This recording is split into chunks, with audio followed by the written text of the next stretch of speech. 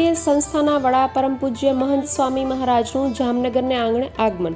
બાળકો યુવાનોએ વિવિધ વેશભૂષા ધારણ કરી ધજા ફરકાવી ભાવભીનું સ્વાગત કર્યું હતું। જામનગરના ભક્તોને આવી સેવા, વ્રત અને ભક્તિથી પ્રસન્ન થઈ પરમ પૂજ્ય મહંત સ્વામી મહારાજે આશીર્વાદ આપતા કહ્યું કે અહીં આવી એમને ખૂબ આનંદ થયો।